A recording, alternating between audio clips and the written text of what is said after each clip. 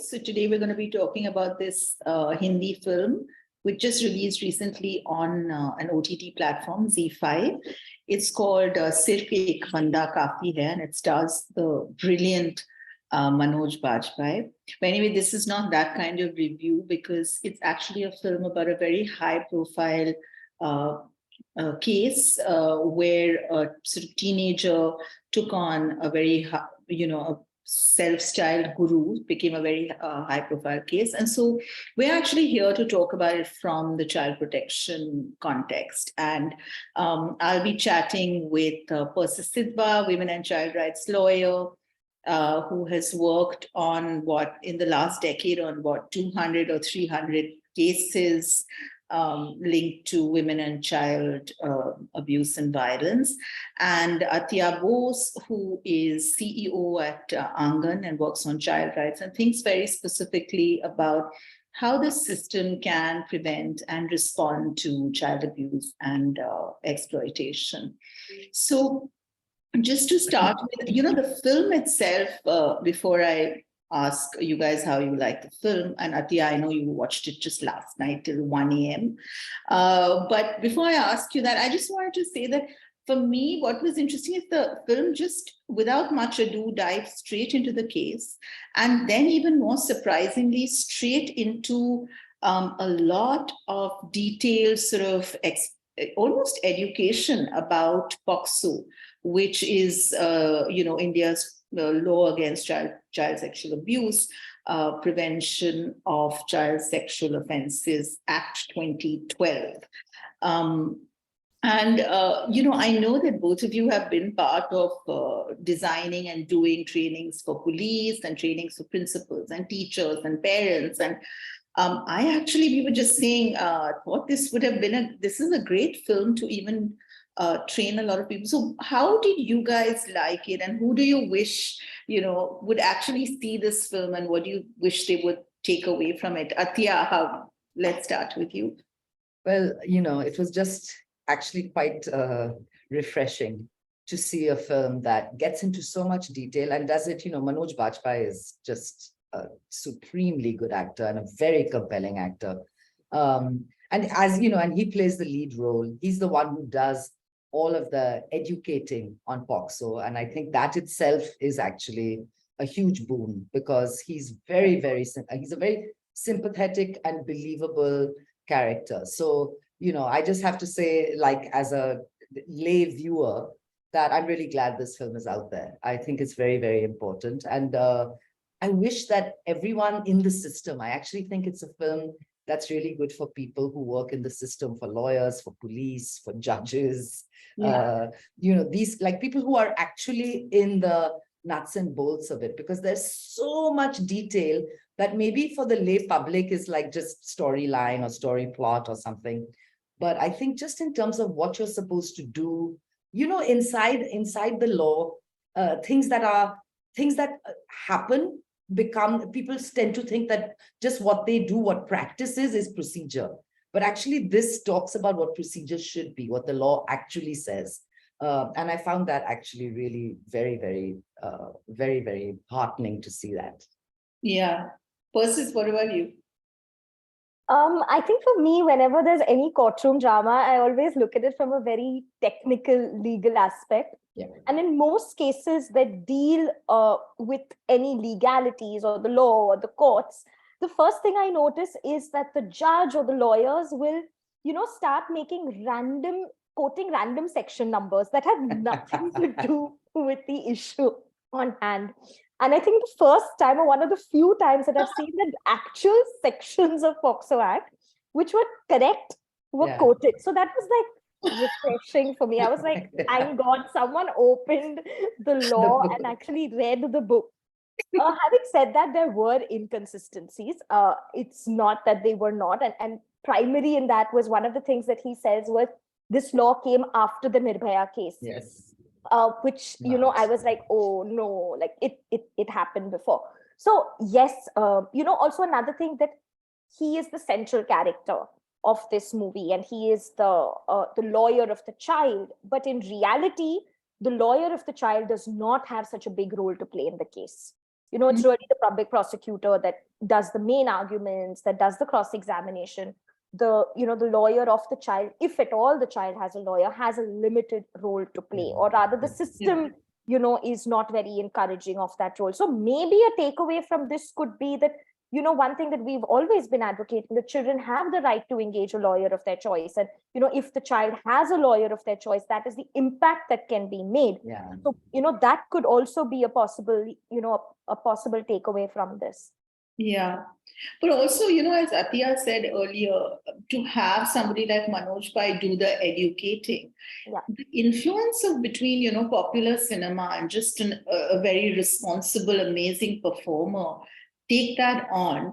It can be, sometimes I feel almost envious, because I feel the stuff that we do as NGOs and in the social sector, we are never going to be able to be anywhere close to the kind of influence that popular cinema has. And I remember, many years ago when Tare Zameen Par released, I was talking to somebody who's quite a senior person who'd been working with children with various learning disabilities.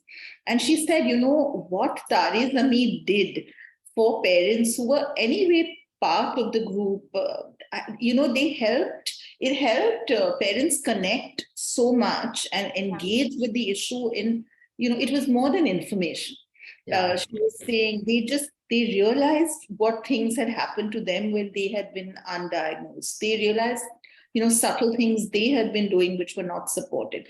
So one does hope that this influence of the star can really help people connect. But Atiya, what do you think about, very specifically, about how the film sort of portrayed the victim, the family? It was quite gray, and it was done in quite a complex way. Now, even the way the parents had their sort of role to play, and he kind of calls them on it at a point. But what did you think? Well, I think for the purpose of storytelling, like I was saying, everyone in the system, including everyone on the child's team, her family, and the prosecution, the police, everyone was a good guy in this, more or less a good guy. And I don't think survivors, particularly child survivors, but any survivor of sexual assault and violence, I don't think it's quite such a smooth ride. So it was also, but there was something, I think it's not a bad choice that the film made to do that. But I think that it's generally a lot harder for children and families to be able to get FIRs written, to be able to be believed, consistently throughout the process, and to get the kind of support from police, from the prosecution, from lawyers. And so in this film, they gave us the sort of ideal situation. And even the family, I agree with you, Suparna. He did call them out. He did say like how families actually allow and create situations in which children are exposed to extreme harm because of, their own beliefs or their own ideas. But eventually the family, was hugely supportive and came out, in strong support of the child. I think one thing that did come through, which I think was quite nicely done, is the utter isolation also. You kind of felt the utter isolation that the family feels like sort of socially, that there's no one, there's the system, but they felt very alone and they felt very vulnerable.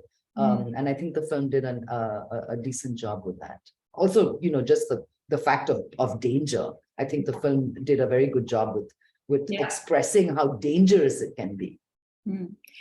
This, what you said just reminds me, I read a review about this, and it said, the film is responsible and stuff, but it doesn't really make me queasy about child sexual abuse. And, perhaps that's also the problem with the film. So I feel very conflicted about that, because on one hand, I feel, do we have to always talk about worst case scenarios, the most heinous crime, the most violent crime?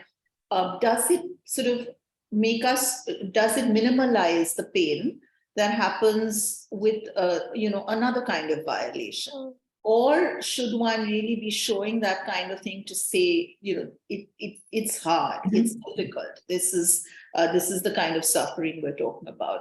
Where do you think the film sat with that, Atiya?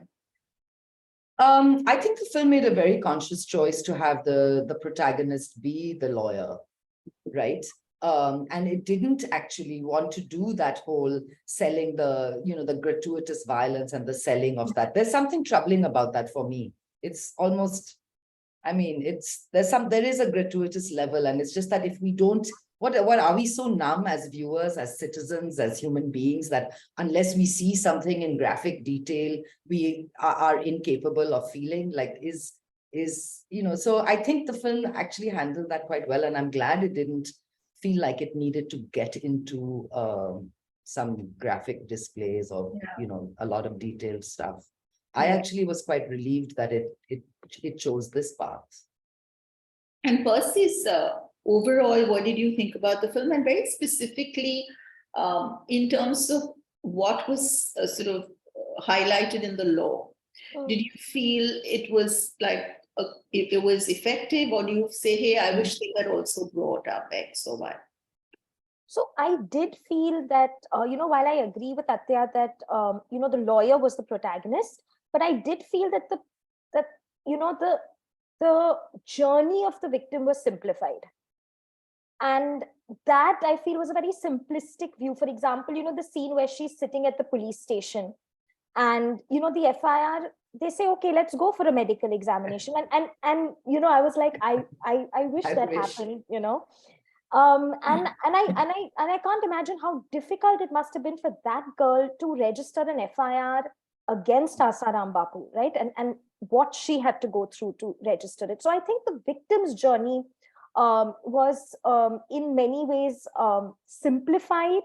But at the same time, I am also of the opinion that what we tend to do is that we always highlight the cases where the system fails.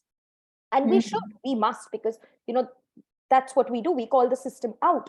But also the cases where the system is responsive, positive stories, that's equally important for us to put out, because we say women don't report, we say children don't report, we say families don't want to report.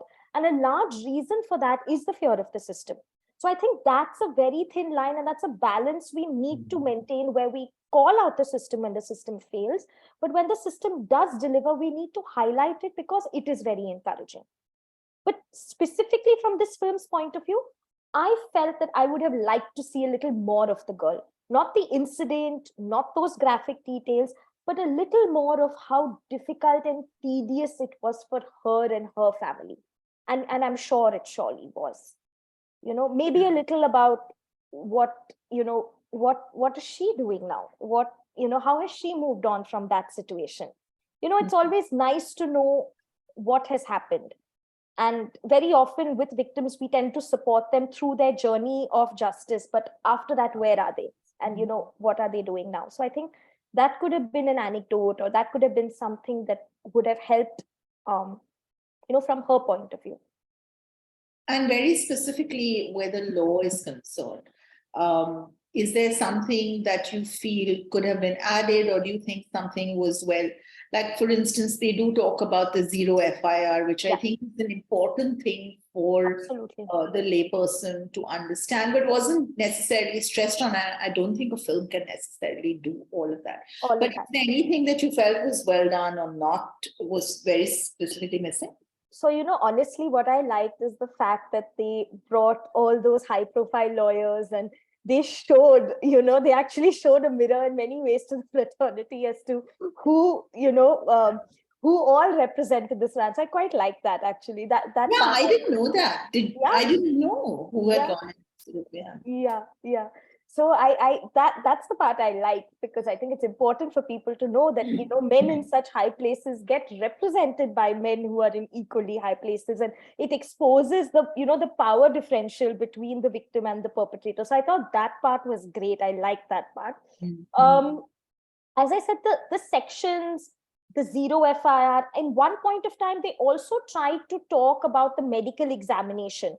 But I didn't really get what they were trying to say. So I'm not sure a lame viewer, who doesn't understand the law got what they were trying to say, because they were saying she went for a medical examination before registration of FIR. That is not permitted, but that is permitted.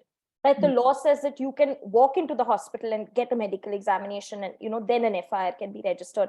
So I wasn't sure what point they were trying to make there, but very specifically, even the courtroom scenes, they were much more accurate than I have seen in other movies, and I think that was welcome. I just wanted to add, one of the things I thought was interesting, I've always had a slight, Atiya, you know this, we've grappled with this idea of mandatory reporting because organizations that work in the community, it becomes difficult. But in this film, when the principal almost seems to be covering up for the person and the individual and the organization, to me, it felt like, wow, this almost sort of builds a case for mandatory reporting because the school principal is not looking at the best interest of the child. So I thought that was sort of interesting. Yeah. I like the way they got into the detail. Sorry, they got into the detail around age and what age determination and how you do age determination. I mean, the lay viewer might be bored, but I thought it was really good that they did that. All of the different combinations that the defense tried in order to circumvent that part of the law. And then they just laid out, no, this is how it is. This is what's acceptable. This is what's not, and what things people do in order to fudge age data. And age data is important, as we know, across the spectrum for kids. And so I did think that kind of very detailed stuff was actually very well done. Yeah. Another thing I liked about the age aspect is how confident the defense was that if they managed to prove that she was an adult, it would be fine. It would be fine, because once they prove he's an adult, she's an adult, sorry, they were so sure that he will not get convicted and the case is going to get nowhere. Yes. So, so sometimes when we have cases, we always say, even if we can't prove the age of the child, if we're able to prove the sexual assault, the conviction can happen under POCSO, or the conviction can happen under IPC. The perpetrator gets convicted. But here they were so sure, and that's very telling of the general situation also of women, so that if you are a child, then there's a certain sensitivity that the system has towards you, that the courts have towards you. But the moment you are 18, then it's some magical number where everyone, just assumes that it's a false case and, you're a liar.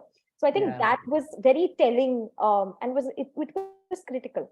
Yeah, that's right. And also, let's talk for a second about the fact that it is a very high profile person in this case across the country. But Atiya, in community work, one knows that, I mean, you were just saying recently, when it's somebody who's intimidating or influential in the district, in the neighborhood, in the state, what actually happens. And I thought it was interesting that it brought up just how very risky it is. I mean, in this case, he was influential, but even a small, seemingly minor, an incident of harassment or something can result in huge repercussions to the complainant, to witnesses. And this lack of protection and lack of safety that entire groups feel. Atiya, what was your sort of take when you were looking at just how risky the whole situation was? It felt very real, because we know from working in the community, and, when you're working in bastis and villages and things, it doesn't take much for somebody to feel influential, right? For some marginalized and poor family, pretty much anyone, of an upper caste or something is more influential or more powerful than you within your community. And we know then how risky and dangerous it becomes. And we know that then that's what happens, is that then authorities and the system also then works against you, right? So that, I think that was the lack of protection. When they had that, there was a scene when they said we need 60 people or something to protect all these witnesses, and we have 20. And you kind of actually saw how under-resourced, or whatever, I don't know if it's genuinely under-resourced, but just actually the inability of the system, even though in instance in this film, the system was, was trying to do the right thing, but really like the lack of capacity to actually be able to provide protection to, 4 key witnesses were killed, right? So what does that say? Yeah, in fact, it says Sirf ek banda kaafi nahi hai. Yeah, The exactly. system has to actually work, and I think that part was actually making me get Yeah, just unlike what some constable sitting on the back of your scooter and that's your protection. You know what I mean? Like it just felt really like, oh wow, this is what the protection is. And that's because he is a well-reputed lawyer. Had it been a woman from the neighborhood who had seen something happen just right in front of her eyes, she would not actually have got that, right? Yeah. So that felt a little. I mean, of course, the movie can't cover everything, but I felt what it took for the system to be so actively involved was, witnesses started dying, the courtroom atmosphere got completely vitiated. So that's what it took to activate the system, because it was such a high profile case, because the media got involved. But as you write, in a basti where there is, just a pramukh in the village or someone from his family who has been accused, what the family will have to face, and then how the system is hand in glove actually with the perpetrator and not with the victim, or not supporting the victim. So I think, And when she says, the child says, I feel like the criminal, that actually really spoke to me, because how many times you hear children, once you're inside the criminal justice system, it's very difficult. And, the way survivors are treated inside the system. So when she said that actually really, that resonated with me, because, one has heard that sentiment being expressed before. Of course, in this instance, she meant because, she'd gone against the God man and therefore she was a sinner. But, I'm just saying generally, when children, when children speak out, against family or against influential people, and then suddenly the world collapses around them, then they do feel like criminals, right? They do feel like it was their fault that everything went bad, when, everything bad that happens then is like their fault. And so I thought that was a nice touch. Yeah. And that sort of brings me to the end of the film. I thought this, I don't know what you thought, I thought it was really interesting because it was bittersweet. There's that moment in the end where he's celebrating and everybody's celebrating him. But she, I think, and Persis, this sort of goes to the point that you made, that, maybe it is a legal victory, but, what is it for her? She is going to end up isolated, possibly having to move away, continuing to live under threat, and always sort of be associated with this, or at least for a long, long time. And in a way, it did reference this. So it was good, because I think we all, even as a sector and even the general public, we like see that as the final goal and end of all kinds of work with survivors and victims. But I think I was suddenly feeling in the last thing, it's a celebration of him, and it's a celebration of, a legal victory. And does one sort of lose the victim and the survivor in that sort of narrative? What did you guys think of the end? And I don't know how one would script it any differently, but I'm just...